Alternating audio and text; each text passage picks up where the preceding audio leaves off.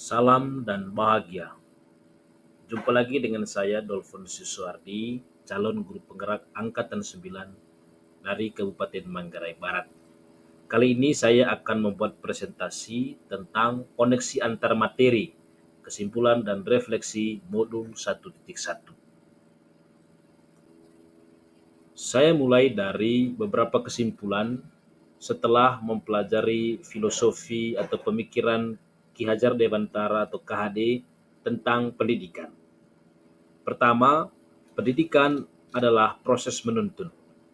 Menurut KHD, pendidikan merupakan proses menuntun segala kekuatan kodrat yang ada pada anak agar mencapai keselamatan dan kebahagiaan setinggi-tingginya, baik sebagai manusia maupun sebagai anggota masyarakat. Dalam perspektif pendidikan seperti ini, tugas pendidik adalah membimbing dan mengembangkan segala kekuatan kodrat tersebut dengan menggunakan strategi atau metode yang profesional yang telah ia kuasai. Pendidik bisa memulainya dengan melakukan pemetaan dan analisis terhadap potensi, bakat, latar belakang anak didik, lalu kemudian menuntun potensi atau bakat atau latar belakang lainnya tersebut agar tumbuh dan berkembang secara maksimal. Yang kedua, pendidikan harus selaras dengan kodrat alam dan zaman. KHD mengatakan, hendaknya selalu diingat bahwa segala kepentingan anak-anak didik, baik mengenai hidup diri pribadinya maupun hidup kemasyarakatannya, jangan sampai meninggalkan segala kepentingan yang berhubungan dengan kodrat keadaan, baik alam maupun zaman. Nah, ini artinya pendidikan haruslah relevan dan kontekstual dengan lingkungan alam, sosial, dan budaya di mana anak berada, namun juga tetap berirama dengan tuntutan perubahan atau perkembangan zaman. Yang ketiga, pendidikan merupakan tempat pembentukan budi pekerti atau karakter anak.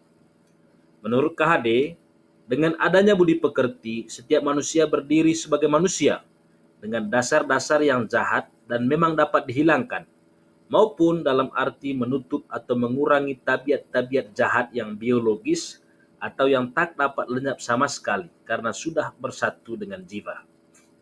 Dalam kaitan dengan ini, tugas guru adalah membelajarkan anak dengan pengetahuan dan kebiasaan tentang misalnya mulai dari sopan santun, etika, norma yang hidup dalam masyarakat, serta kemampuan untuk membedakan hal baik dan buruk.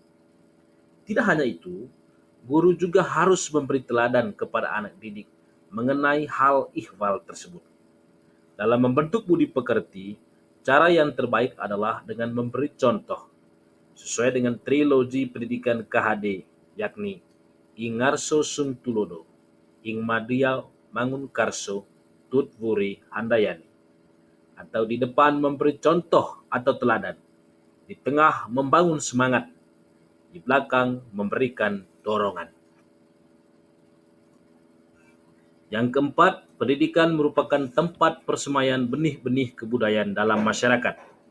KHD mengatakan, pelajarilah hidup kejiwaan rakyat kita dengan adat istiadatnya yang dalam hal ini bukannya kita tiru secara mentah-mentah. Namun, karena bagi kita, adat istiadat itu merupakan petunjuk-petunjuk yang berharga. Dalam praktiknya, guru harus bisa menggali nilai-nilai kebudayaan masyarakat setempat dan mengajarkannya kepada anak didik. Hal ini sejalan dengan salah satu konsep dalam pendidikan menurut KHD, yakni konsentris. Salah satu dari trikon, ini konsentris, di mana irama pendidikan itu harus tetap mengakar kuat pada kearifan-kearifan lokal atau pada nilai-nilai kultur yang hidup dan berkembang di masyarakat setempat. Dan yang kelima atau yang terakhir dari kesimpulan ini adalah pendidikan merupakan proses yang memerdekakan manusia. Menurut KHD, maksud dari pengajaran dan pendidikan untuk peri kehidupan bersama ialah memerdekakan manusia. Manusia merdeka adalah manusia yang hidupnya, lahir atau batin, tidak tergantung pada orang lain, akan tetapi bersandar atas kekuatan sendiri. Pendidikan menciptakan ruang bagi murid untuk bertumbuh secara utuh agar mampu memuliakan dirinya dan orang lain, atau merdeka batin, dan menjadi mandiri atau merdeka lahir. Kekuatan diri atau kodrat yang dimilikinya menuntun murid agar menjadi cakap dalam mengatur hidupnya dengan tanpa terperintah oleh orang lain. Selanjutnya, saya masuk kepada poin refleksi yang dipandu oleh 3 pertanyaan kunci. Yang pertama, apa yang Anda percaya tentang murid dan pembelajaran di kelas sebelum Anda mempelajari modul 1.1? Sebelum mempelajari modul 1.1, pandangan saya tentang murid dan situasi pembelajaran di dalam kelas adalah yang pertama, pembelajaran hanya sebatas transfer materi, di mana saya sebagai guru mengajarkan materi kepada anak-anak didik saya, dan mereka, dalam hal ini anak didik saya, itu berperan menerima apa yang saya ajarkan. Dalam komunikasi seperti ini, saya yang lebih aktif, sedangkan anak didik saya cenderung pasif. Yang kedua, dominan memperhatikan aspek kognitif. Selama ini, aspek-aspek lain di luar aspek kognitif itu cenderung diabaikan, seperti afektifnya, psikomotor, spiritual, sosial, dan juga budaya. Dan yang ketiga, cenderung mengabaikan latar belakang kemampuan siswa yang beragam. Selama ini saya kurang terlalu memperhatikan keragaman kemampuan akademis siswa dan menganggap bahwa semua peserta didik setara dalam hal kemampuan akademisnya. Sehingga ada peserta didik yang kelihatan memahami materi secara lebih baik, sedangkan siswa yang lainnya kurang memahami materi atau bahkan tidak memahaminya. Itu karena model atau metode pembelajaran yang saya desain dan saya selenggarakan tidak menyesuaikan dengan kemampuan siswa yang beragam. Yang keempat, melihat perkembangan belajar anak didik semata-mata pada KKM. Dan yang kelima, pembelajaran yang dilakukan tidak memperhatikan gaya belajar anak. Lalu kemudian pertanyaan berikutnya adalah apa yang berubah dari pemikiran atau perilaku setelah mempelajari modul ini. Nah, setelah saya mempelajari modul 1.1 ini, akhirnya saya memahami bahwa yang pertama, pembelajaran yang dilakukan harus bersifat holistik, menyentuh semua aspek dalam diri peserta didik. Jadi bukan hanya aspek kognitifnya saja, tetapi juga aspek afektif, psikomotor, spiritual, sosial, dan juga budaya. Yang kedua, pendidikan harus berhamba pada peserta didik. Dalam arti, pendidikan atau pembelajaran yang dilakukan harus berorientasi pada mereka, sebab merekalah yang menjadi subjek dari pendidikan itu. Yang ketiga, pendidik atau saya mesti memetakan bakat dan potensi setiap anak didik dan berupaya semaksimal mungkin untuk menumbuh kembangkan potensi dan bakat itu agar berguna bagi kehidupan dan keselamatannya kelak.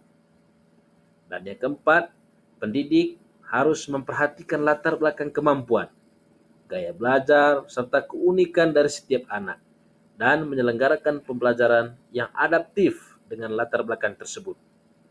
Saya sebagai pendidik mesti mendesain pembelajaran berdiferensiasi, sehingga kebutuhan dari setiap peserta didik terpenuhi dan pembelajaran yang dilakukan menjadi lebih bermakna.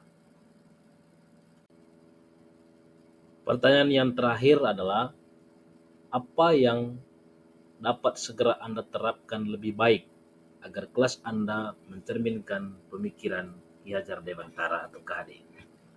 Nah, dalam mengimplementasikan pemikiran atau gagasan KHD tentang pendidikan di tingkat kelas, yang akan saya lakukan adalah mulai dari pemetaan dan analisis latar belakang, bakat, kemampuan, serta potensi dan gaya belajar setiap anak dengan menggunakan instrumen asesmen diagnosis. Dari hasil pemetaan tersebut, saya bisa merancang pembelajaran berdiferensiasi dan juga strategi pendampingan yang berkualitas yang bakal bermanfaat bagi tumbuh dan kembangnya kekuatan kodrat yang ada pada anak. Selain itu, saya juga bakal berusaha sekuat dan sebaik mungkin untuk menjadi model yang baik bagi anak didik dalam aspek budi pekerti. Sekian kesimpulan dan refleksi yang saya buat. Terima kasih kepada fasilitator, kepada pengajar praktik, dan juga kepada rekan-rekan calon guru penggerak. Terima kasih, salam dan bahagia.